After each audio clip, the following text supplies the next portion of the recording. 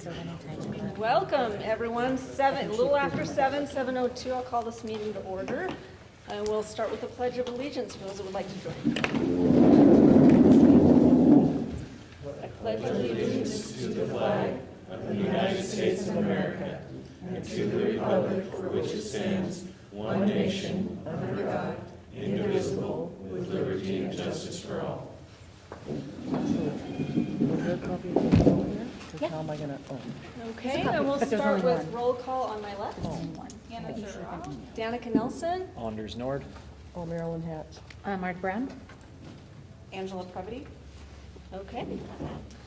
Thank you all for joining tonight's meeting. As purely an advisory panel, the Lolo Community Council strives to promote the interests and welfare of the citizens of Lolo by acting as a liaison between the community and the Missoula Board of County Commissioners. At each meeting, we provide the opportunity for public comment on both agenda and non-agenda items.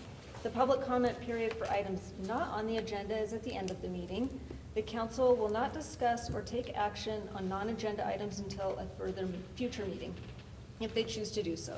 Public comment on items that are on the agenda may be given during the public comment period after approval of the minutes and/or during discussion after the agenda item has been presented.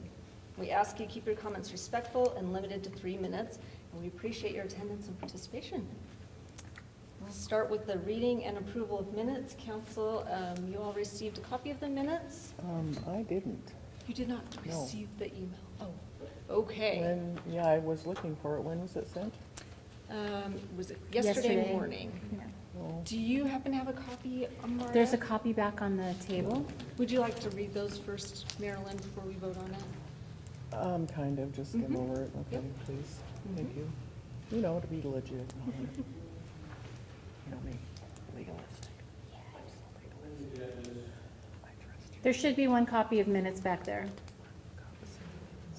unless somebody picked it up on by mistake. Do you? Oh, yeah, here's the minutes right here. Oh. Mr. Marta did a fantastic job. Well, I wasn't here, so, but I heard so. They're quite comprehensive. I'm sure you told us they would be. Don't distract me. And rather than waiting until Yeah. the public comment period at the end, you keep reading. Oh, okay. I was just going to say, maybe now this is a good time to welcome our newest member. As many of you noticed, Angela was just appointed this morning by the commissioners, and we just received the email this evening that she's been appointed, so it was a Wow. surprise, I think, to her as well. But welcome, and we're happy to have a full council again. Thank you.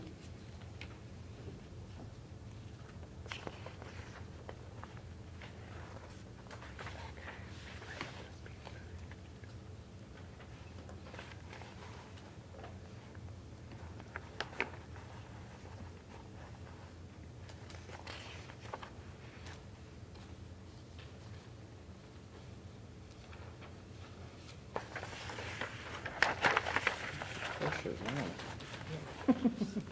All eyes are on you.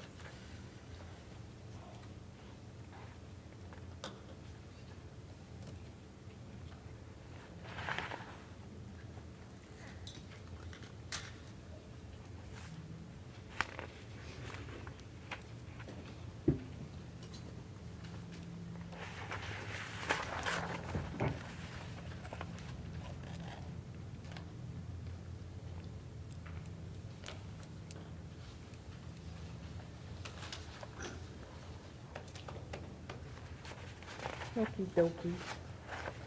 Okay, is there any discussion on the minutes? All right, I'd welcome a motion. And motion to approve the minutes is presented. All right, all those in favor? Aye. Aye. All right, motion passed. Next, we have approval of expenditures. So we have 2 items. Printing of the agendas for both June and July. That totals the amount of $17.10. And then we are also due to pay our post office fee, which is $72. So I would welcome a motion to approve those expenditures. I make a motion to approve. A second. All those in favor? Aye. Aye. All right, motion passed. Public comment on agenda items? Seeing none, we'll move on to communications and reports. We received the Missoula County News this month. They have welcomed everybody to visit the MissoulaCountyVoice.com website and follow the Missoula County Fiscal Year 2025 budget page to stay up to date on engagement opportunities around the Missoula County budget. There's also a public hearing on the use variance to expand the Western Materials gravel operation south of Lolo. Was continued to 2 p.m. August 6th. It's Tuesday. You can also visit MissoulaCountyVoice.com to continue to provide comments or ask questions on that proposal. The Missoula County Commissioners recently approved exemptions to building permits for greenhouse hoop structures, decks, pergolas, certain additions to existing residential-only buildings, and certain agricultural buildings not meant for human habitation or commercial use. You can also visit MissoulaCountyVoice.com to learn more about that and ask any questions you may have about those exemptions. As always, you can find the most recent county news at missoula.co/news. You can also go to missoulacounty.us/news/e-notification and choose weekly newsletter to receive the most up-to-date Missoula County news straight to your inbox every Monday. So we also received a call from a community member, but I'm going to postpone that because she wrote a more detailed letter that Marilyn received, and I'm going to let Marilyn read the letter. So just so you know that we have a concerned community member about the weigh station, and more details are to come on that. We also received an email from Big Sky Public Relations. The Montana Department of Transportation, in partnership with Riverside Contracting and Knife River, is scheduled to begin resurfacing US Highway 93 between Missoula and Lolo this July. Road work will take place through October, weather and unforeseen factors permitting. Construction will take place at night between 6:30 p.m. and 6 a.m. to maintain daytime traffic flow. On US 93, one lane of traffic in either direction will be open at all times. Speeds will be reduced in the work zone. Periodic road closures will take place on connecting roadways adjacent to US 93. Area residents will be notified and motorists will be detoured. And then finally, we received an email from the National Alliance on Mental Illness. They sent us their June newsletter. The newsletter focuses on Pride Month and on the mental health challenges faced by members of the LGBTQ+ community in Missoula and elsewhere. And then we included on our agenda the link that takes you to NAMI's LGBTQ+ resource and information page. Now, is there any discussion on that? Okay, now on to Treasury Report. Marilyn. Okay, the bank statement for June 2024, there was no checks written, no deposits made. $3 for the paper statement fee was deducted, so we ended up with a balance of $591.31. Okay. And mail received. Well, we've got the newsletter from the Department of Transportation. Lots of different articles in here if anybody care to look at them. And then the letter from Karen Sanders. And our post office notice that we need to pay up. Okay, ready for me to read this? Okay.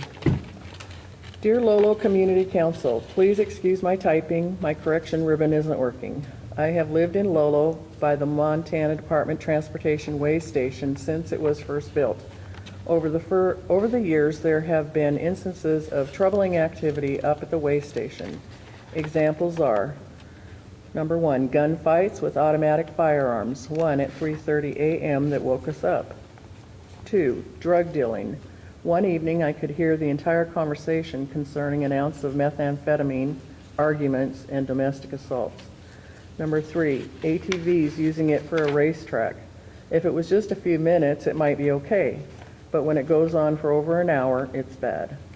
Number 4, squatters. Number 5, running semi-trucks overnight.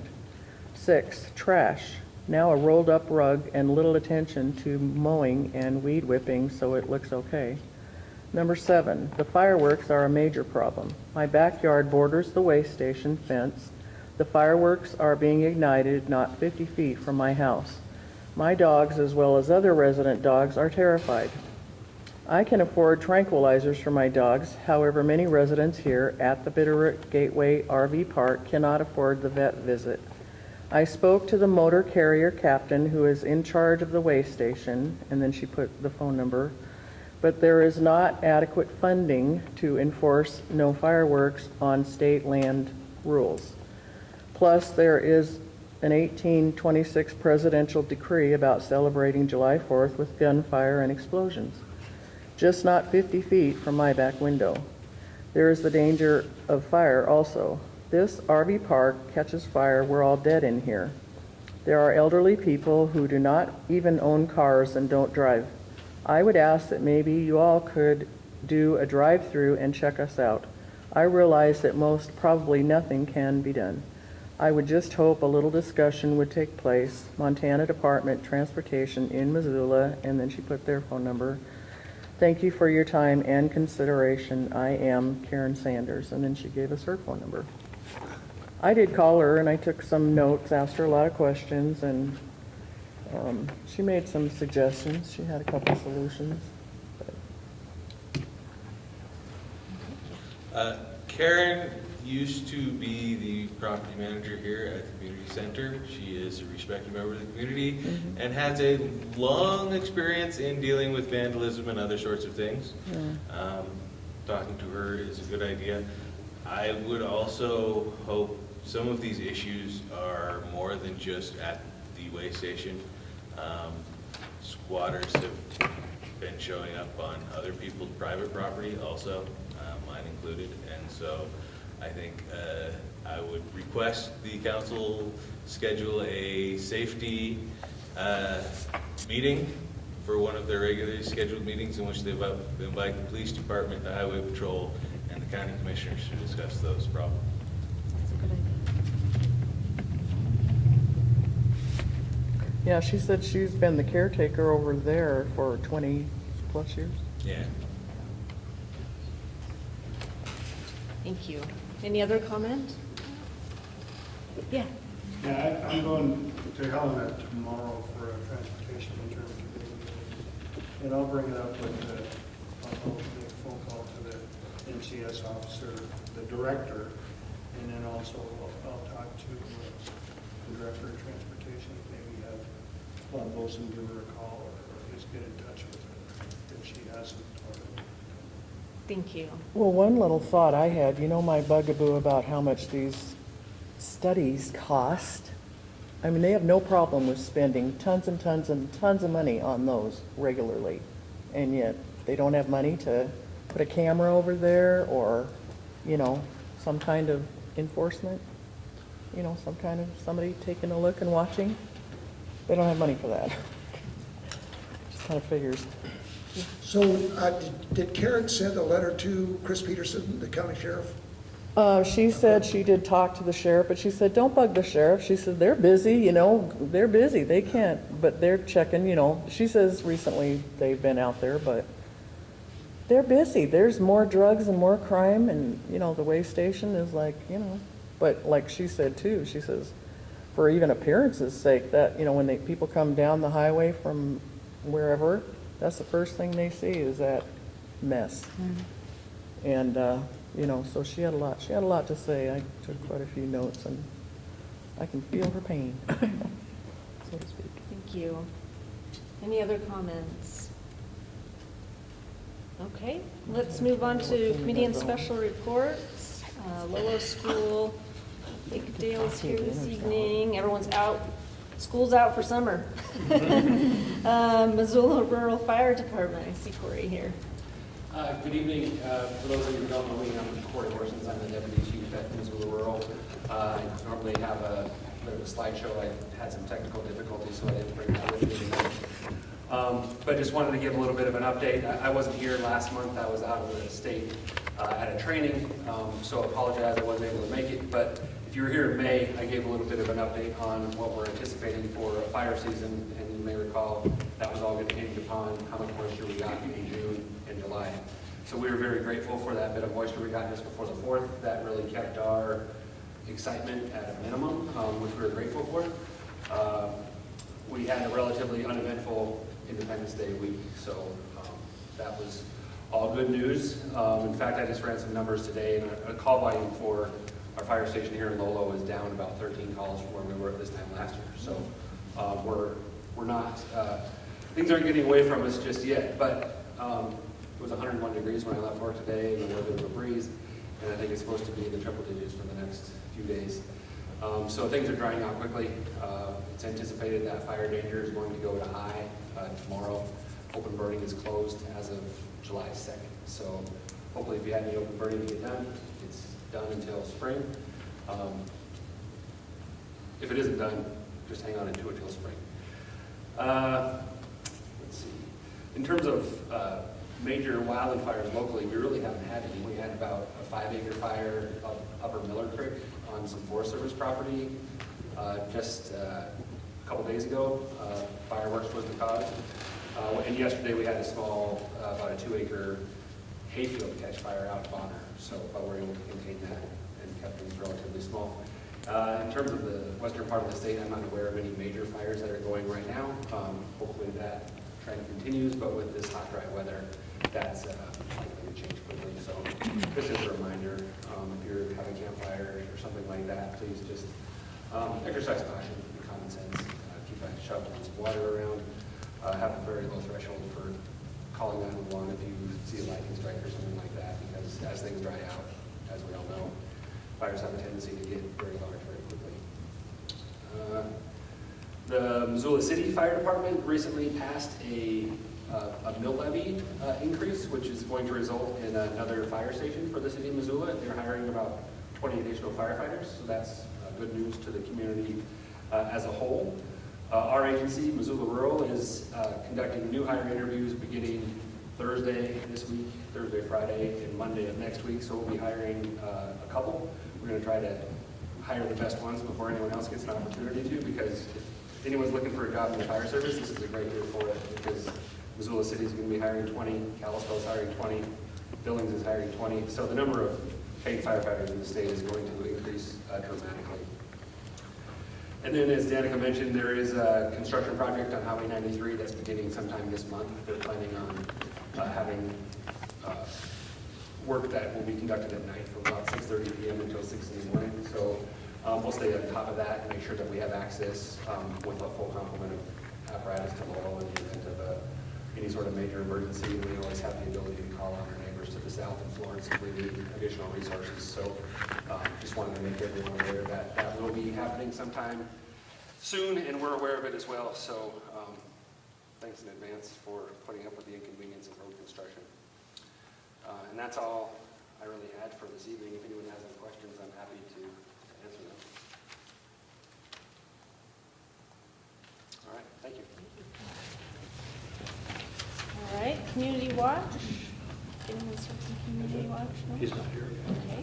And Community Center, I think Ivan's here. Woodman School's also out there. Lolo Mosquito District. Do you want me to get the laptop fired up? Or Did we get, I don't know if we got our laptop fired up or not. I can get it fired up? Yeah. Yeah? If we got a screen or something, Yep. whatever. I'm not technology sophisticated. Just wait till.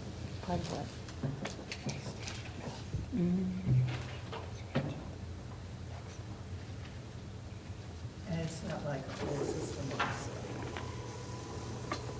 It's so fancy.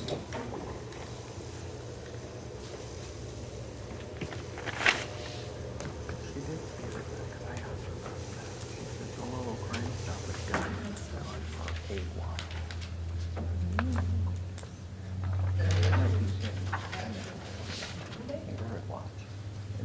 And it's the only thing on there. So.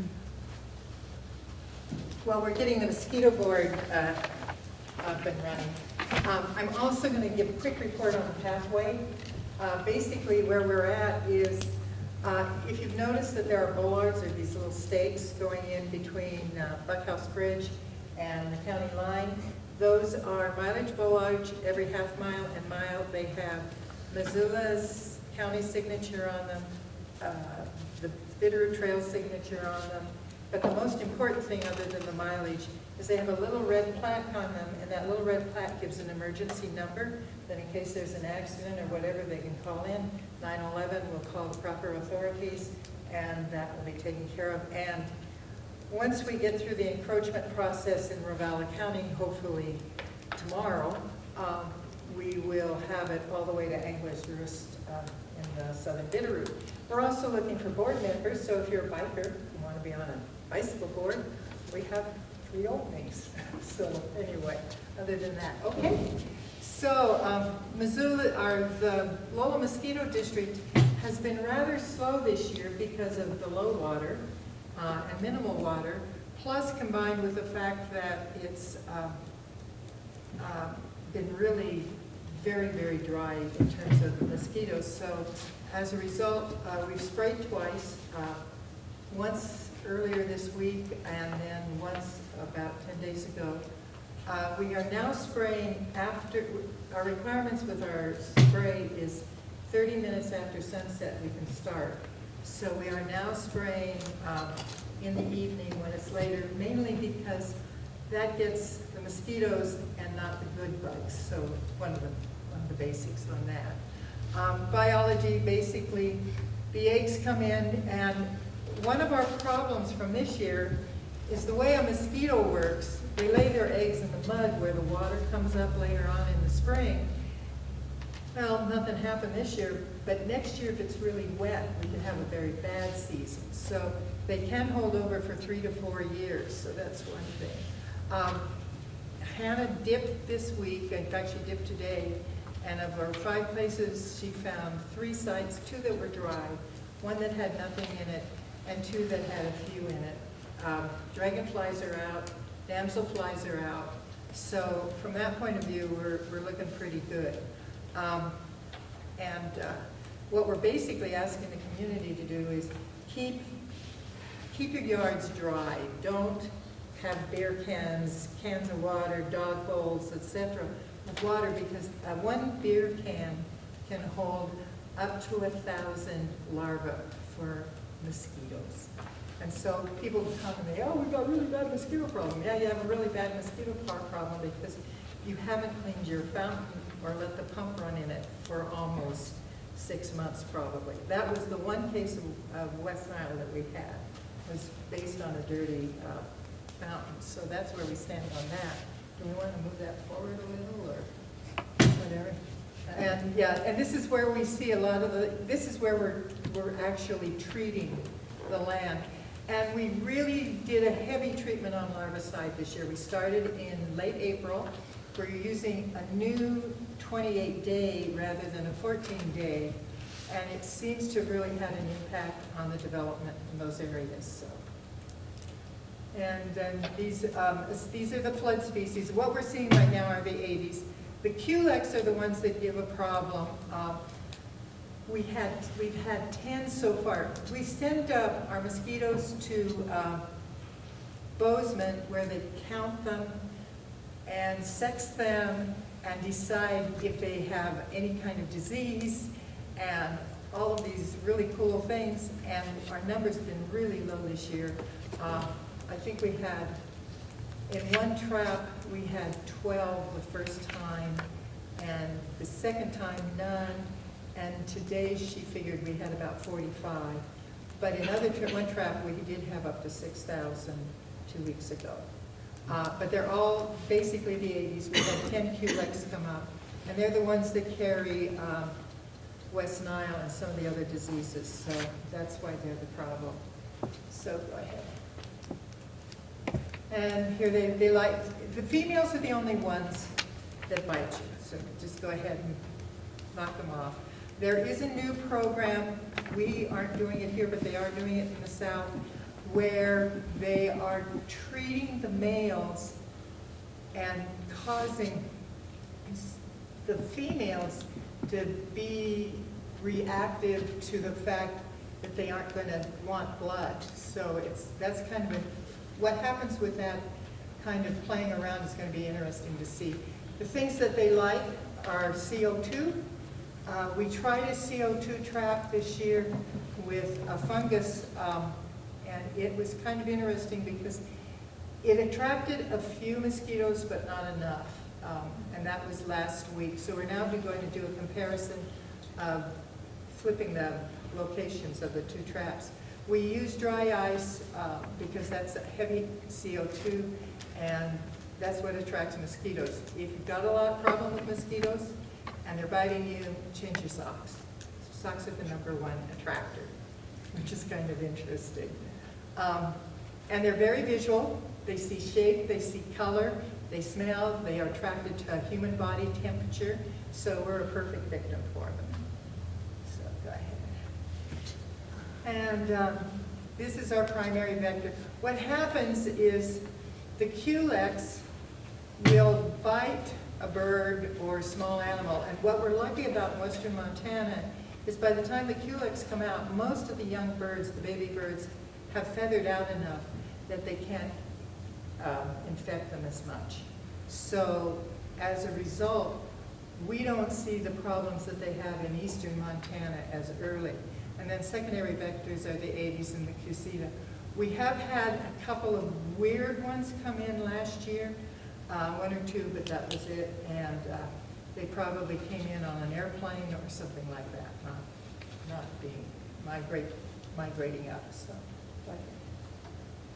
and then this is just the cycle. Bite the bird, give it to the mosquito gives it to you. Oh, and we don't have any, what is it, the new one, not bird flu. Yeah. So, but the big one for us is West Nile at this time. So we used to have encephalitis. That hasn't been a problem in the state for some years. So, and if you have horses, keep them out of marshy areas. So, and these are some of the viruses that you can get. We get West Nile. We don't get any of the others. However, the southern states are all picking up that list. And dengue fever, yellow fever, some of those are pretty serious. In fact, many of them are very serious. So it just depends on what the temperature and the environment does over the next 10 years. And malaria is the other one. Okay? And we don't have heartworm in this area either yet, because it gets too cold. These are really affected also by cold winters. They don't survive, so. And then this is collection. These are our traps. My backyard is one. Absolutely. I think we got 15 out of it this morning, which is really interesting because my grass is really high. So.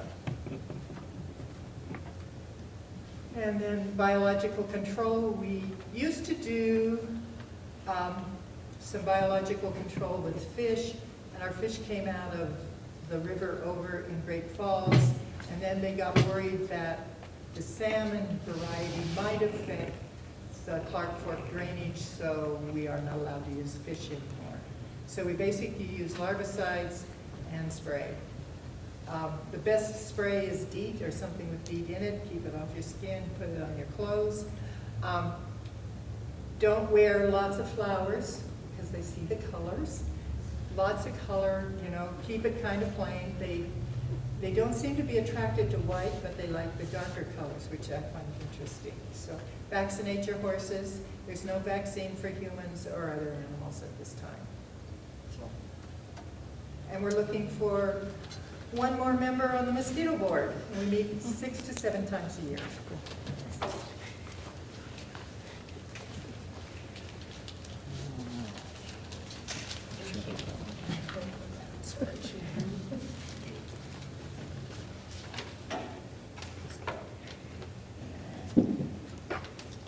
Okay.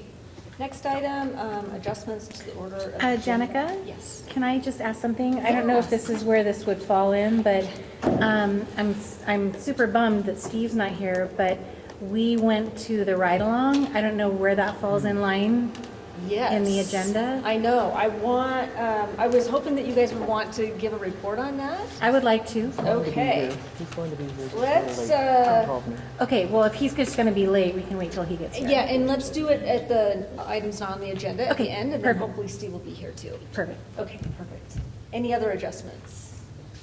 Do we have anything from the septic and water working group? Any updates? They met in June, I thought. I can give you an update. We're meeting 15th of August and the 20, and then the following Thursday. And we'll be meeting, one day we're going to tour the sewer plant, and the other day is to be told what's going on with all of the grants and stuff that have come in. And I don't know if they're grants that have been applied for, or just an update, or what, but Shane sent out a list today. And so it's and I think we meet, I want to say 6:30 or 6 to 7:30. Since I missed the first meeting, because I was an hour late. And the only other thing, let me just, pardon me real quick, because I can't remember the number off the top of my head, but I do know at one of the commissioners' meetings, they did mention the award, let's see, contract price, $6,635,700 for wastewater system improvements. It was, would you know more about this, Anders? I'm vaguely familiar with it.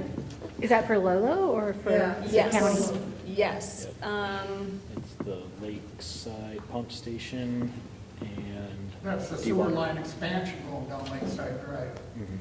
Okay, so it's not because our big system, the big carry system is also in problem, so.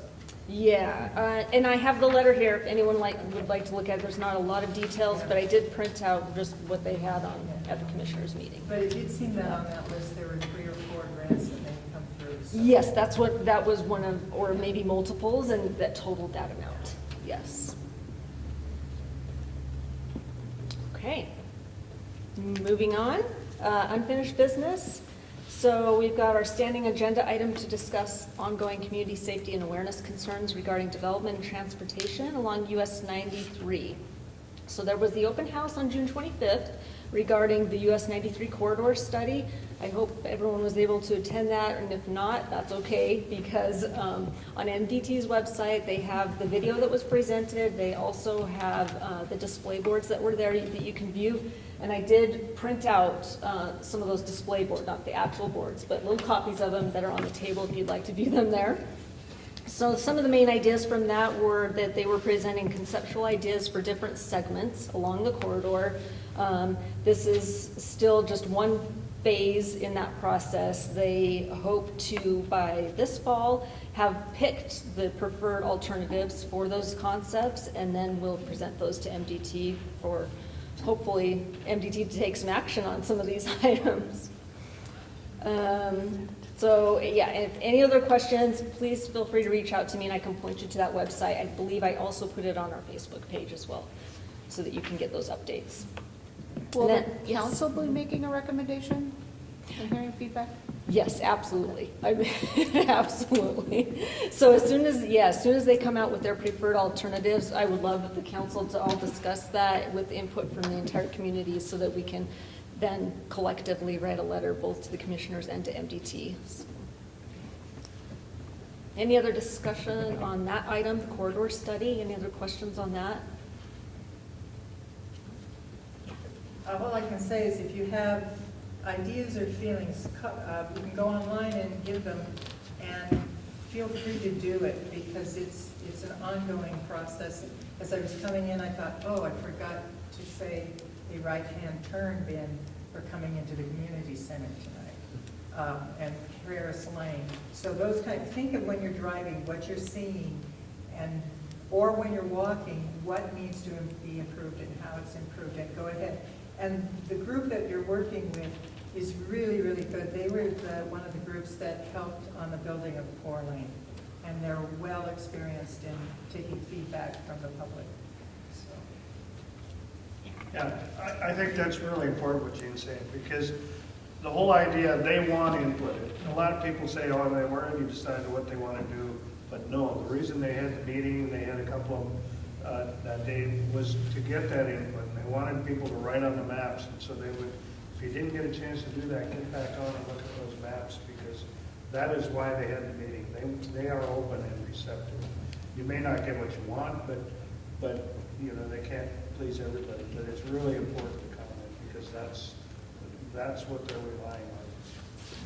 When we did this 25 years ago with the 4-lane, there were people who wanted a 2-lane, there were people who wanted a 3-lane, there were people who wanted a 4-lane. We ended up with a 4-lane. We ended up with a pathway.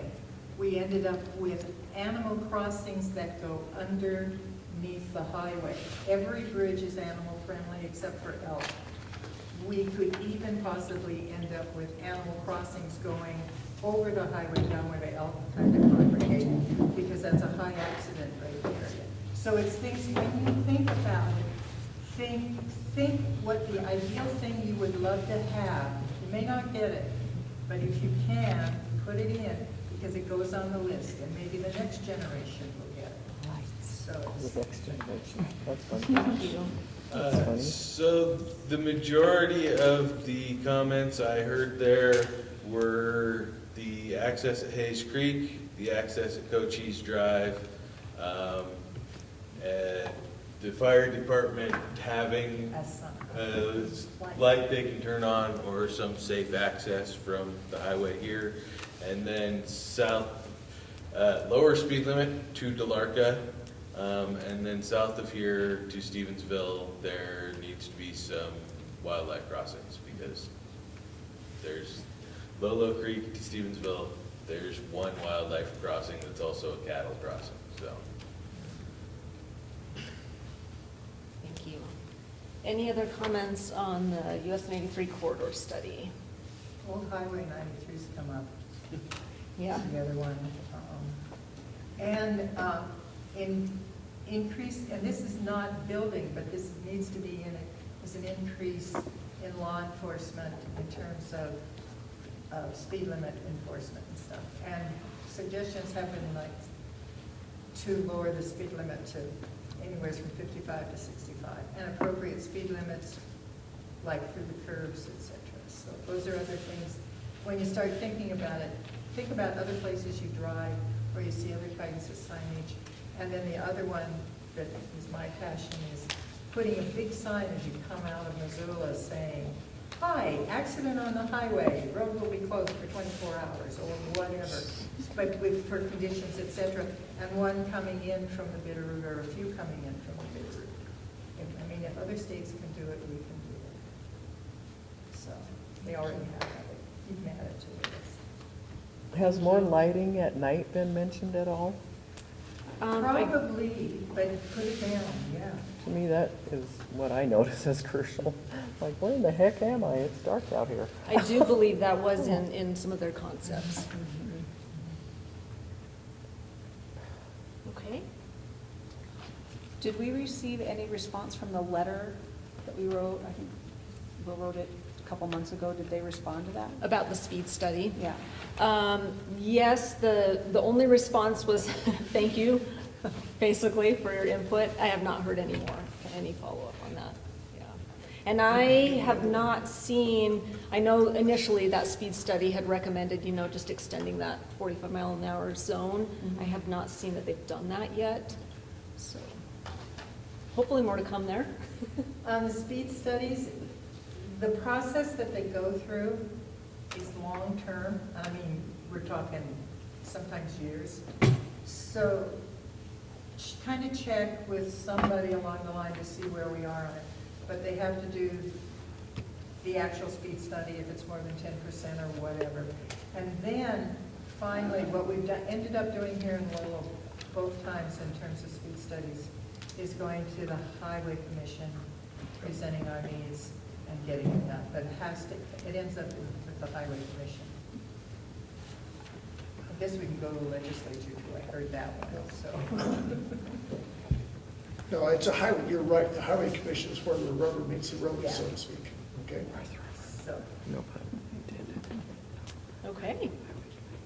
And then one more item, again regarding US 93, and we mentioned it in the communications, but since that first communication on the resurfacing from Lolo to Missoula, and since putting out this agenda, I received 2 more emails. One that was saying that construction was supposed to start yesterday, and that didn't happen. I just received another email this morning saying, forget about that, construction's gonna start either July 15th or 22nd. One of those weeks now is what they're telling us, so. All the other information is the same, still planning on doing it at night, and keeping one lane in both directions open during the day. Let's see, there was one other little bit of info. They will be starting with, in Lolo, starting with some of the work on the medians here, is where they will start first. That's it. Any other discussion on those items? Was that new business? Okay. Next item is finalization of bylaws. So last year, the council discussed changes to our bylaws and sent amendments to the commissioners. The commissioners accepted 2 of those and denied 2 of those.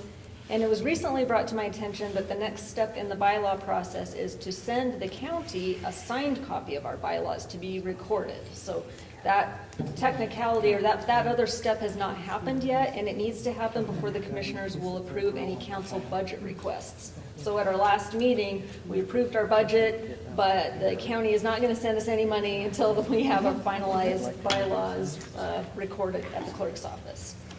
So that is our item up for discussion now. I did bring a copy of those bylaws, but I'll open that up for discussion now. And if there's no further discussion, I would also welcome a motion. Just a question, is there a way to get a copy of that so we might be able to give input on it? Get a copy of the bylaws? Yes, the proposed bylaws. Yes, so, did I not have a link in the agenda? I think I do have an extra. Was it on the county website? I didn't see it. It's not yet because it hasn't been recorded. Okay. I know. I mean, even just a template, if you will, or pre-approved Yes. copy, something. Yeah, I'm sorry, Pat. I thought that I had linked that in our agenda, but I do have a copy here for you. You can have that. Any other discussion on that? My only question on it might be, are we going to vote on saying this is what we want for finalized tonight? That's exactly. So we would need a motion to do that. Mine would be that we don't.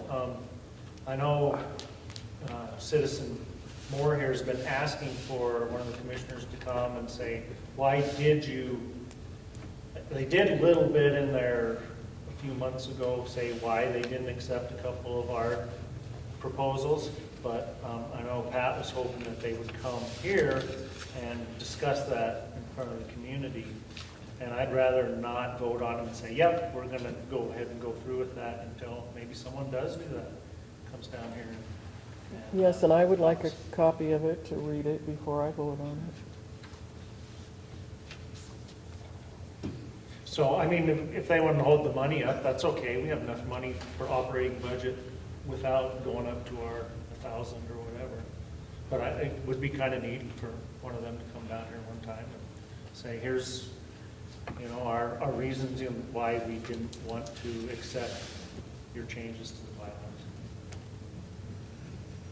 bylaws. This says template on it. Is this the original template that we looked at? I haven't got through all of it yet. Yeah, I think they sent us a template and with little boxes where you could add things like Lolo and things like that. So yeah, that's why it says template on there.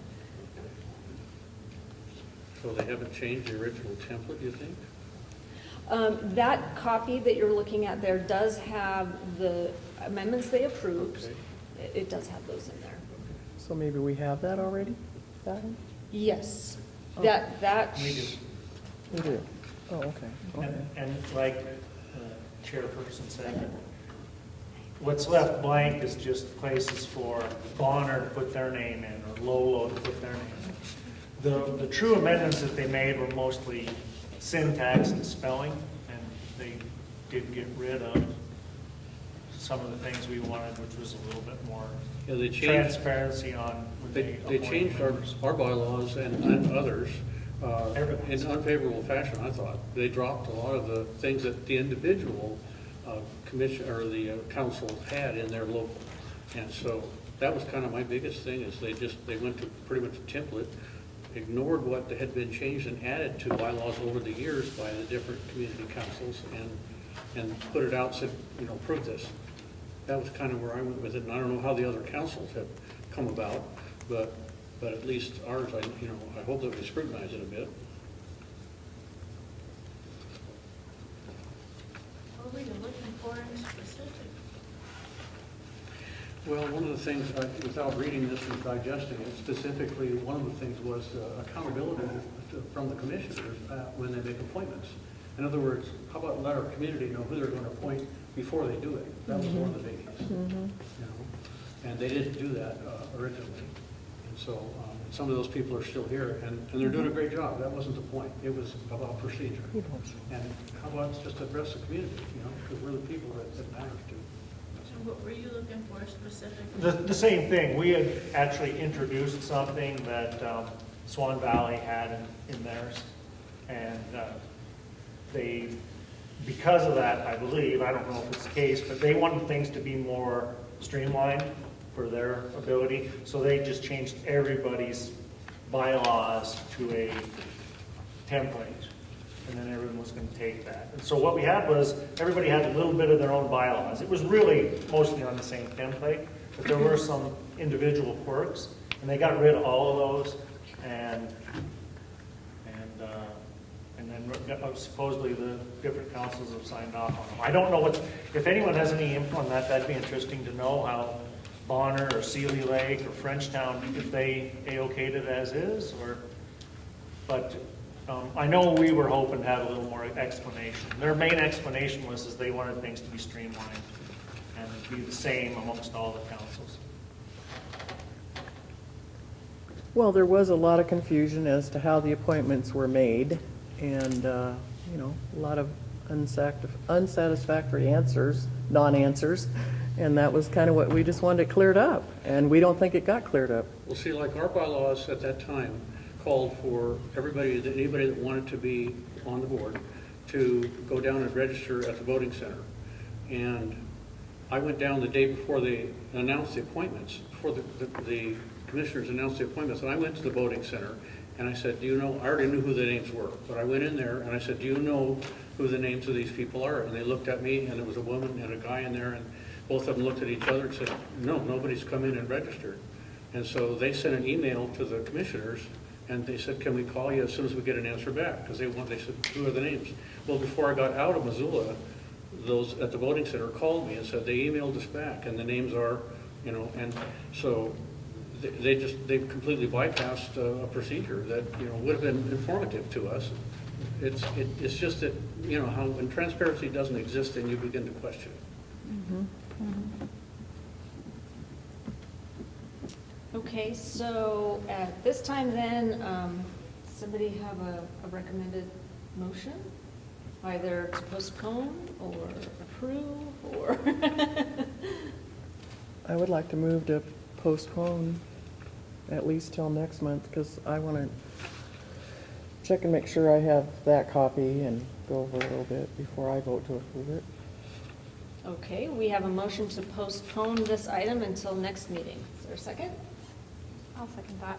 Can we also add, in addition to us reviewing this, can we also add the changes, those 4 changes, the 2 that were approved and the 2 that were denied by the commissioners? Is that outlined on here?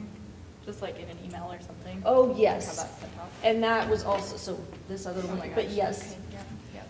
It showed me that, sorry. That's all right. I will send it again because that wasn't clear. So I will send that again. Okay, so we had a motion to postpone this agenda item to next meeting. Wait a second. Any further discussion on that motion? All those in favor? Aye. Aye. Aye. Okay. That motion passed. We'll bring it up at next meeting. I will contact the county and we'll see if we can't get them here. Could it be possible, or could you email me a copy, or can I have this one? You can have that one. Okay, thank You can keep that one. Yep. Is there a number or any kind of identification on there so I can look through my stuff and know that You I mean have? like a date or something? Yeah, so that I know that. It says 2023 bylaw template. 2023? You want to take a peek? Yeah. And are we able to reach out to the other councils and see what, and just ask them what they did, or did they make changes and what their feedback was? It'd be interesting. Okay. Are commissioners still holding monthly all-community council Zoom? Yes, they are. That's much preferred to when we had a yearly meeting that they invited us to, so. Yeah, they are, with the exception of, I believe, August. They're not going to be holding one in August. We'll resume in September, I believe. Well, and so what about Pat's request to have somebody come and talk to us about that? Yes, You still- I will reach out Oh, to okay. them. They kind of responded to that question, but they didn't send anybody. They just sent a message that they were going to try to do a better job, basically, is what they said. It was one of our meetings here that they announced that through, I think through the chair, before you were there, but yes, I think you were on board. Yes, yes. Okay. Public comment on items not on the agenda. I didn't give my name before, evidently, but just wanted to, you were talking about the traffic study and the safety speed studies, and I'll run you through the process. What happens, the group comes in and they ask for a speed study, and they bring it to the county commissioners. The county commissioners take it to the highway department, and the highway department starts the process. Generally, what they'll do traffic studies, they'll run the vehicle speeds in an area, it usually takes about a year, because they'll do the speeds, they do the traffic counts, the average speed of all the traffic, and then they'll come up, it's the engineer that really does the study and the report. They'll bring the report, and I'll give you an example. Up by Quinn's Hot Springs, the county commissioners wanted the speed limit lowered to 45. The report came back and said the road was designed for 70 miles an hour, and that's what it should be. Well, so they appealed that report, the county commissioners did, and they went to the highway commission with that appeal, and they appealed to the highway commission can override the engineer's study. And what they did, they overrode it and brought it down to 45, or they can adjust it themselves if they want to. The highway commission can. So you'd figure it would be about a year from your request, but like I said, it starts with the county commissioners submitting. And tomorrow we're having a transportation interim committee meeting in Helena, and three of the things that I requested at the meeting was the progress on the Lolo speed study. There's one in St. Regis for a possible something coming off the highway. We've got a four-way that blocks traffic, and then Bell Crossing. And this is another interest to you. Bell Crossing, there's the idea of whether it would be a street light or a roundabout at Bell Crossing, and the highway department, they didn't have locations listed, but they're planning on public meeting on July 30th, August 14th, and August 29th. And I think that's important. People from here that drive south to try and get in on one of those meetings too. But it's the same thing. It's not with the Bell Crossing, it ended up trying to come in as a popularity contest, but what the acting director of the highway department said at the time, we don't decide by a vote what the safest thing to put in. If the public has a vote and said we want a street light, they look at what the safety figures say, and they say if a roundabout shows it's the safest thing and it's going to save more lives than a street light, we'll go with a roundabout because we're liable. So keep that in mind with the Lolo, the whole process, that they're going to try and go with the safety standpoint and the engineering report of what is going to be the safest. And it's not necessarily popularity, and because they are liable to put up the safest means. So I just want to let you know that, and that meeting tomorrow is live. You'll be able to zoom in, and there'll be a little discussion of, basically they'll probably say how Lolo speed study is coming, or if they're working on it. But figure it's about a year to really get things done properly. That's the process they go through. Yes? What were the dates for the Bell Crossing? July 30th, August 14th, and August 29th. And they should be posting where, they just didn't have the location set. They hadn't confirmed that up yet. And if you have any other transportation issues that you want to ask me that maybe I can bring up tomorrow, feel free to, because I'll be there. We have another meeting in about 3 months. Thanks. Thank you. Any other public comment on items? Yes. I drive to Hamilton 5 days a week, and I have seen the speed study vehicles twice. Oh, Once going down, once coming back, and they drive in the right-hand lane 60 miles an hour, and it's got a placard on the back that says 60 miles an hour. You can very well tell that that's what they're doing. So they really are doing it. But they're going with the morning and afternoon commute times. Thank you. I would like to introduce Chris Coldice. He's running for Missoula County Commissioner. I apologize, I didn't introduce myself earlier, but I am Christopher Coldice, running for Missoula County Commissioner. Just want to let you know some of my 3 main topics are, is I want to see Marshall Mountain sold. I want to see that money used to keep fixed income individuals who qualify, to keep their taxes fixed here in the county. I'm also looking to stop the floodplain expansion from Clinton to Houston and kind of down this way. I don't believe FEMA should be here telling our commissioners that they need to expand the floodplains to increase insurance rates to over 250 homes along the Clark River. Also, I think it's a county commissioner's job to decrease our taxes.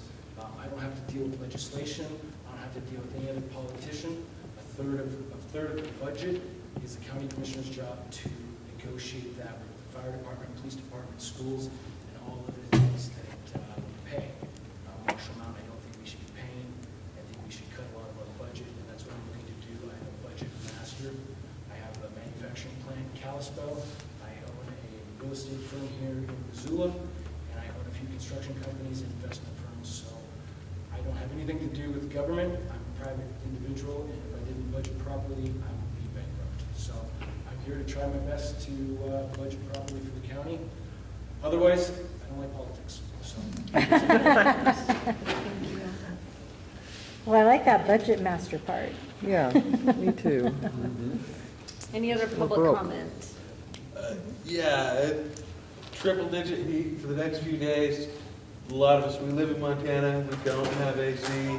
Check on your neighbors and your family and your friends. Make sure everybody's okay. And I want to thank Danica. I know we're only 2 meetings in, but you're doing a wonderful job. Thank you. And actually, I'm so glad you brought that up, Devin, because I also wanted to remind Missoula Aging Services can help too with people that are struggling right now with the heat and everything. So please do check on your neighbors. Yes. And Missoula County Public School, our Lolo, they give lunch to everyone under 18 for free, 5 days of the week. Thank you. Thank you so much. Okay, is that it for public comment? Are you still under unfinished? Or new, or which? Public comment. Public Public comment comment items are not on the agenda. on items not on the agenda. Okay. Yep. Okay. Did you miss your window, Pat? Oh, no. There's- Just waiting my turn. That's, yeah. Next one is just informational. Our next meeting is August 13th. Well, I would like to go back to the ride-along. Yes. Oh, yes. I was waiting for you to bring that up. Okay, now Steve's here. Perfect. Almost missed your window. Steve's here. So Marta and Steve went and spent the day with our commissioners, and I'm excited to hear what you have to report on. You want me to start? Because mine's short and pithy. So we had, we were there at 8:30, and we were scheduled to be there until 4 o'clock with the commissioners and just going through their daily schedule. Our first meeting was with the commissioners, the 3 commissioners, and the justice court staff, which was very interesting. We had one of our judges who's the judge of the domestic violence, which is a new division of the court system in Missoula County. And it was super interesting just hearing how I guess domestic violence is like pretty large in Missoula County. And they talk about all the divisions of domestic violence, whether it's, family or like drug-induced or whatever. But then they had this young lady who just came on in February, and what she does, this was really interesting to me, what she does is when the judge sentences, and he doesn't like to sentence people, but he will sentence people to like go through whatever counseling or training or whatever they need to do to get off of whatever their issue is that causes the domestic violence. But this young lady, she actually follows up with these people. She will call them after they've had their sentencing, and she'll say, hey, you have a 6-month sentence, but if you do this, this, and that, you can get your sentence done in 4 months. And she was so positive in talking to us about the turnaround that she's seen, like the people who have been rehabilitated, and she's only been doing this again for a few months, but she has 63 people that she's dealing with on her own. And the commissioners offered her money, and she's like, I don't need money right now. But then later on in the conversation, she's like, well, actually, if you're giving out money, I would just like to have some office space time, like maybe 2 hours a day, 4 days a week, something like that. So that was really cool to just be in on that. Then our 10 to 11 was the public meeting. Danica actually showed up to that meeting, and there were 3 items that needed to be voted on by the commissioners. And I can't remember what the first 2 were actually, but the third one, which was the spirited one that Danica was in on, had to do with the permitting the Building. chicken coops and pergolas, and so basically they're reducing the restrictions, or kind of the restrictions, right, Steve, on Regulations for permitting. Regulations. They actually expanded them some, which is kind of different for government. Usually they're putting more on and trying to get more fees. And they actually said, we'll kind of open that up. But in a way, they opened it up, and in other ways, they kind of tightened it down too. So, yeah, so there was a gentleman in there that kind of stood up, and he said, respect to the commissioners, but, you shouldn't be telling me I have to get a permit for anything, because if I want to build something, sir? Yeah, I'm just wondering, I've heard complaints from people saying that, all these permits we have to get. And one of them even was, if you even put a little addition on a hay shed, Yes. overhang on a hay shed, you had to have a permit. Did they deal with that and take some of that kind of? So the issue was regarding any structure that is uninhabitable, right? So for humans cannot, so you can't put a granny flat or an addition on your house for a Or on your family hay member. shed. If someone's going to live in it. Yeah, so as long as nobody's going to live in it, you can have a larger than the 200 square foot. It's 200 square feet. Yeah. So you can make your chicken coop bigger than 200 square feet, basically. No, you can't. Yeah, you can't Yeah. make unless you get an That's still agricultural a- exemption. that's still Well, a yes. Yeah. Requirement is the 200 square foot. But they relaxed on the kind of dwellings and things it was. It was kind of a weird deal. I mean, it was kind of interesting having that fellow come from the outside, because he was like, hey, we kind of want to be left alone and be able to do our stuff. My property. And, I think a lot of people are that way. I'm a little that way. A lot. He basically, The big thing is they tried to put it together a little better. They do want engineers to look at things where someone might live in there. And the thing that kind of grated me is one of the commissioners said, well, we want to make sure this is good for, the next buyer or something down the way. And I thought, well, sometimes in the world there's that caveat emptor, buyer beware, and people should be able to do their own stuff. And if someone buys something, they ought to do their due diligence and make sure it's safe. But anyway, they did, and it made it in the papers the next day, I think, that they did relax some things. So this was kind of nice, and of course they're still doing things that government's supposed to do for safety. I Yeah. don't know if I No. boiled it down too tight, Yeah, so the thing, about the government, like, looking for the future, just what Steve just said, like, one of the commissioners said, well, I might not really care about you and what you're building, but the next person should do their due diligence. So that was that, and it was a very spirited, and like I said, Danica was there, and she had some input there. It was a very interesting meeting to sit on. Are you going to say something? No, just know if you're building something that there's plenty of help out there to find out if you do need to be permitted. I know a lot of people just, what's the old saying, I guess, better to ask for forgiveness than permission. Yes, thank you. That's my motto. I would say not when it comes to building permits, they'll make you tear down possibly. nobody's They gonna possibly limit it. could. So there are rules and there's help out there. If you want to build something, you probably should ask permission, Well, particularly if nobody's it's over gonna 200 live in square it though? feet. If nobody's gonna live in it though? Well, I mean, there's things beyond that. It isn't just that. Sometimes if it has power to it, there really is some good refinement on it. And there's county people that are in control of that, and that's why they have building inspectors and the like. But Yeah, and so one of the things that gentleman said when he stood up and said, I don't want your hands on any of my building whatevers, he said, because the minute that I pull a building permit, that means engineering comes in. And he said, I have had projects that have gone $100,000 over just because we get engineering brought in.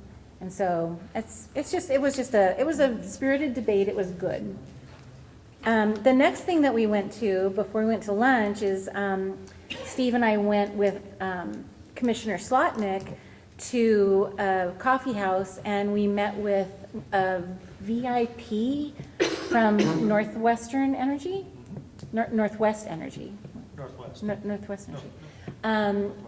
which was really cool because they talked a lot about so apparently the county and Northwest Energy have partnered in some green deal where they're trying to do some solar green stuff in the county. But what was really great, my takeaway was that the Northwest Energy VIP said, we're not going to get away from this. We're not going to get into the green thing. They're saying 2030. He said it's going to be 2050 at best, because they're still, yes, sir. I'm sorry, I didn't mean to interrupt. No, good. I was just wondering, when you were speaking to Northwestern Energy, did they talk to you about the dams on the Snake River? no No. talk on that. I don't think so. Do you guys understand anything about what's going to possibly happen in the future, how people's power is going to go up 5 to maybe 10 times what they're paying right now when they remove the dams in the Snake River? And Better not Northwestern happen. Energy isn't saying anything, because I can tell you, Missouri. Well, I feel like just from, and I'm naive to this, what you're bringing up, but my takeaway from sitting down with this gentleman was that he's kind of got a foot in both, like he's on the fence, he's got a foot in both doors, right? He's a power guy, and he's going to try to make money wherever he can, if it's in Yeah. green energy or if it's in coal-fired. They own coal strip. Yeah. I'm just saying 80% of power that we use here in Montana comes from hydrogen energy. It comes, hydrogen power. Right. It comes from the Snake River, and there's 3 major dams that we receive that power from. Right now, the federal government's looking at tearing those down. If those get torn down, that means a lot of your power is gonna go up high. And I don't wanna take people's homes, and that's what I do for a living as well. And I'm trying my best to warn people, but there is a possibility that we're gonna have rolling blackouts, and you're gonna have people telling you when you can use your power. So maybe you may wanna Third talk to world Missoula country is Electric what they want us to be. because they are on the forefront right now looking to fight this. But myself as a county commissioner, if I become one, this is one of my issues as well, and I don't understand why our county commissioners aren't. Hey, 08 was beautiful for me. I made a lot of money in 08. this happens, we lose our power. As this gentleman said, the co-ops are looking to possibly go under, just like in the Yeah. 80s when Denny Washington took Rail Link. There's going to be a lot of opportunities, so those that have money, it is what it is, and I'm just trying my best to pre-warn everybody, so. I appreciate that. Danica, I'm meeting with Northwestern Energy tomorrow afternoon Thursday at 2. I'll ask. Who are you meeting with? He's in communications director. Well, and they've had requirements put on them by the federal government also. They have to go along with the wind and the solar and all this green stuff. They're required to do it. So they've got to cover It's their. tearing down the dams. They've already torn down dams on Klamath, which is in Oregon, and so these are the next 3 that they're looking at. So that's the possibility that the next year they'll come down. So Just kind of to get back on China topic. benefits. China benefits. Yeah, what, So Josh had 3 main things, Commissioner Slotnick, that he was talking to this fellow about. And by the way, the fellow was on the radio 2 days later on Talkback and had a wonderful talk on many of the same things. The 3 big things were, 1, Missoula County and Gallatin County out of Bozeman were trying to come together in a compact to have a wind or solar green energy power. They were going to have a contract where Missoula County and all of their power plant things they were doing, as well as Gallatin County, would say they would take energy from these guys if they would build this wind farm, solar farm thing. Most likely wind farm in central Montana. And so they would be certified customers, as long as Northwest Energy in building this could say it wouldn't be more than 1% more than the going. So that was one thing. They were going to talk about that. And that's where this representative, I wish I could remember his name, but he was on the radio 2 days later. He lives in Lolo. Yeah, he lives in Lolo. He And lives by in the way, Stella Blue. the judge that's on the domestic violence is Judge Beal, who's also from I was Lolo. going to ask you if that was So, bow tie. Lolo, Yeah, we ran into a Lolo's lot of bow tie. Lolo people. There's a lot of Lolo dialect Wearing a at rainbow. our meeting. just a heads up when it comes to power. Enron told Montana Power that they could give Montana Power cheap power, and I don't see Montana Power anymore. No. Right. And I don't see Smurfit Stone anymore. My first investment in my life, Montana So Power, I'm just $5,000. saying Yeah. that it's been squashed down to one monopoly. Yeah, and So, who's going to and then benefit the China? second thing that, let's see, that was the first thing, Commissioner Slotnick. The second one was taxing. So there's a lot of different tax brackets, different things, and he was talking about ground and facilities that Northwest Energy owned, and they're wanting to change some of that bracketing. And Commissioner Thane can probably talk to us a little bit on that. He's on the task force for that, but he was trying to get this fellow to say, oh, okay, well, we'll maybe get taxed a little more to take it off a little bit of the homeowner. I don't know how, I mean, he couldn't make any big commitments, but he was talking about a pie and how we could break that up. And maybe That was take really some- confusing to me. I mean, that whole pie thing, I was just Yeah, like, I kind of got cross-eyed. Commissioner Slotnick's real big in the mathematics of that stuff, and I'm not so sure he was 100% on that, on how the percentages work out.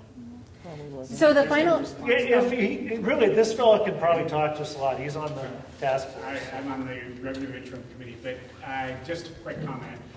What you're seeing is that the residential assessments, as you all know, increased dramatically. The other Yes. 14 classes of property didn't have the same kind of increase. So what that caused was a shift in the tax burden away from the other classes of property, including centrally assessed like Northwestern Energy, and went to residences. And the question we face is how do we rebalance and shift some of that back to those other classes of property? So that's what we're working on. Revenue Interim Committee's got 3 bill proposals right now that we're preparing for our committee to review prior to the legislative And session. Mr. Thane, that'll have to happen in the legislative session. So we sure hope so. Yeah. But Missoula doesn't even have an audited budget. It's been 3 years since we've had a real audited budget. So, I mean, when it comes to budgeting, I don't think you guys understand what you're talking about. This Once is again, state. He's state. This is I state. know, but when it comes to Missoula County, and especially when it's county, I'm just saying. And traditionally, those centrally assessed, when interest rates come up a little bit, they're taxes go down, and that's basically what happened. This time, it was the perfect wrong storm. Yeah. It's the cost of their capital. I mean, I think they were saying there's 28 different categories. So, I mean, we're talking everything from farm and ranch, utilities, there's all kinds of different categories. And then the third thing was very interesting, and the fellow talked about this on the radio in the brief snippet I heard, is I don't know what they're called, but they're kind of like a micro nuclear plant.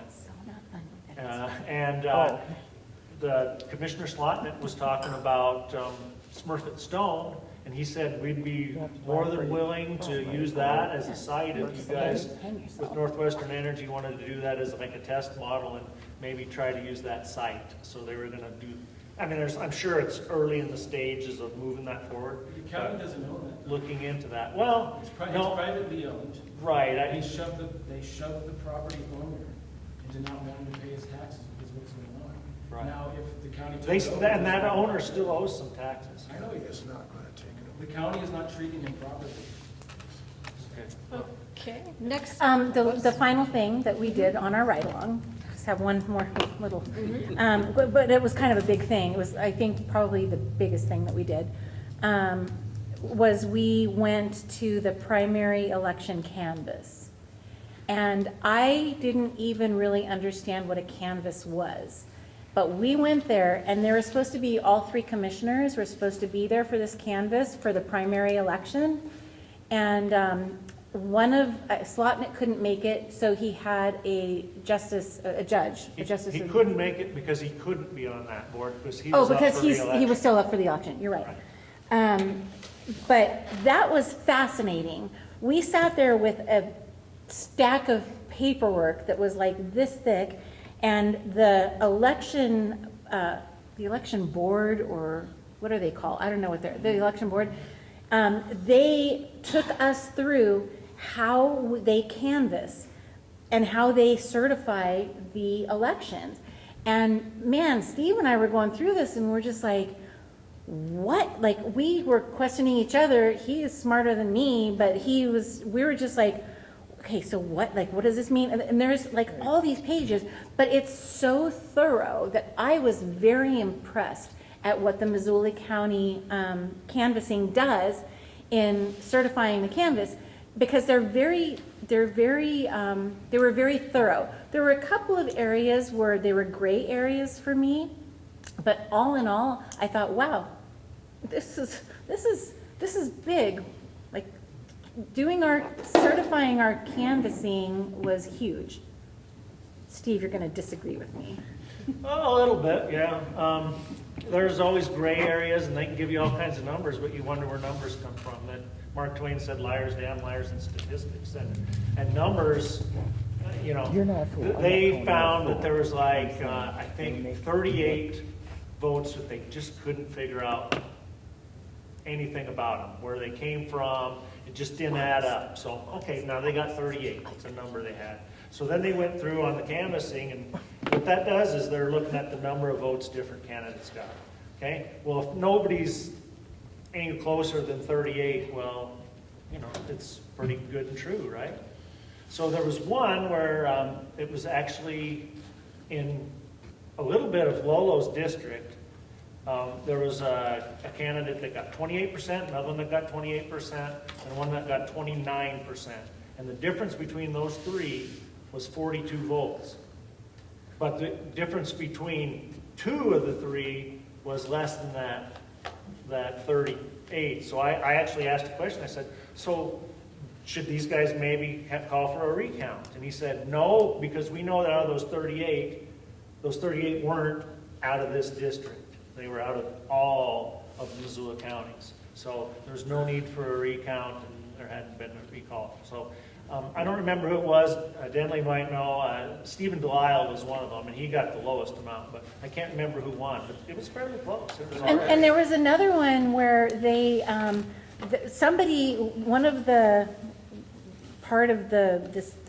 these people, the canvassing people, and they worked how many hours? Like, they worked until, I think it was like 20-something hours, and they only had one team. So people were getting tired, and there was this one somebody who got tired, who was one of the canvassers, and I don't know, put a packet of votes on top of a packet where it shouldn't have been. So they had to take all those votes and they had to dismiss them because there was just exhaustion happening. So they like, oh, we can't count any of these now. It was just, but it was super interesting. I don't think they dismissed them. They had to go back and redo it in another way. Yeah, it was just super interesting, like how they worked it, and it was pretty detailed. Thank you. I'm really excited you guys were able to do that. It was, as I expected, it was very eye-opening. At the same time, I think it's a really great thing for them to do. You know, because you always respect someone more when you see what they do. You know, you always think, oh, their job isn't so hard. Well, everybody's job's harder than you think. You know, you would think yours is the toughest one. But trust me, I can't imagine legislatures and trying to go through all this stuff and make all the meetings. Even the commissioners, like when they come here and we have a meeting till 9 or something. I mean, they put in some hours, so it was neat to see them and they what were happened and all the things that they're into. Two of them were even leaving after our meeting to go up to somewhere. Swan Valley. Swan They went up to Valley. Condon Yeah, after at this like night. canvas, and this canvas finished it. Yeah. So I would 3. encourage any of our council members, when you have a chance to do a ride-along, I would encourage you to do that. Thank you. Yeah, and it's good to see kind of how government works. Solana kept saying, well, you know, we see things differently. And I'm like, well, we don't see things that differently. I just would like to, I think, have the General Joe have a little bit more say and not be so, government has to work, that's for sure. Thank you.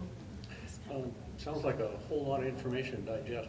I really appreciate you guys going and telling us. I have a couple of questions on, especially the permitting thing. Were they talking about doing new activities of permitting or old ones? There was a lot of discussion about permitting, so they wanted to add some more permit requirements? No, they're reducing the requirements as of July 1st, I believe. They're reducing the requirements for outbuildings that are not being inhabited by humans. That was pretty much the focus of this reduction, not, okay. Yeah. And then on the dam thing, I know you guys you all get the MEC magazine, I'm sure, and there's a lot of information, and has been every issue of that. If you want to know more about how that works, and then there's more on the internet too about those dams being breached and what it'll impact, how it'll impact all of us, and it's very real. So if you want to dig in on that, and there's some places, I think there was even a place here a while back to sign a petition, if I remember right, to support the group that did not want them to be breached. And the other question I have is, does anybody have any information on the road that goes through the McClay property that goes up to the Forest Service? Because there's serious talk about the new owners of the McClay property shutting that road off. Now, I've done some inquiry with the Forest Service. They haven't gotten back to me yet. Apparently wound up going to the Forest Service center down in, I believe it was Stevensville. He has not called me back yet. But it's going to close off access to that whole area if they are allowed to do that. The road has had a right-of-way for, well, I used to go snowmobiling back there in the early 70s, so it's been available for a long, long time. We're going to lose it if they have their way. So I guess if we all just kind of look it over a little bit, watch what's happening, and maybe, what's our opinion? It might be nice to put something on the agenda on that. On the Or to McClay speak Road. about that next time. Yeah, about McLean Creek Road, it's called. Yeah. That would be, in my opinion, a horrible thing. I've seen it happen like down in the Once you east lose fork it- of the Bitterroot where you can't go through anymore because some really wealthy person bought something and said, hey, I don't have to let you through. And I know there's laws called historical use and things like that, but And that's- somehow, sometimes they get around that stuff, so we might want According to to this keep one, our this one eyes road, on it. that's what they're trying to use as previous use of that road. And if once we lose it, you'll never get it back. So. Is it okay? Along that line, generally there'd be something on the deed, or there'd be some kind of access written down, but Forest Service sometimes never did get those. And the Forest Service cannot do prescriptive use, what you're talking about. It doesn't go to Forest Service. It could go to, if anybody private was on up there, it would go to them, but it wouldn't go to Forest Service. So It's whether they actually got legal access or not. That's exactly It's worth right. checking into. Well, I was told that they actually had that from the previous owner. They weren't sure about the new owner, if that had been written into the contract. So that's why I was going through the Forest Service to find out. Carlton Lake is up there, and it has a dam and it's been used on, so I'm sure there's private use where someone worked on Carlton Lake, so. But it's something that should be kept open, because once it happens, if someone gets to close it off, then you're done.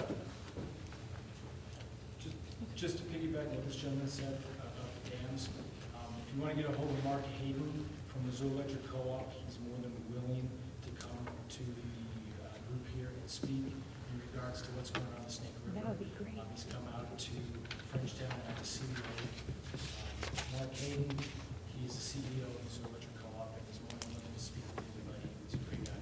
He writes an article every month concerning those dams. You know, that road might check the GLO maps. What's a GLO? I don't know, I'm getting too old. General Government Land Office. I'm getting too old to remember all the acronyms. Government Land Office, it might be in that too, because I know that going up the highway, there's one, there's multiple around the county, and most of the time we don't even know about them until somebody builds on them or something. Somewhere in the clerk and recorder's office, there should be a copy. Okay. Well, I was still wondering if the gravel pit guy, has anybody asked him? I asked him, but he still was dealing with legal stuff and. I have not heard from him. All I know is that next meeting, sorry, let me go back to the date. August 6th is the next meeting on Western Materials.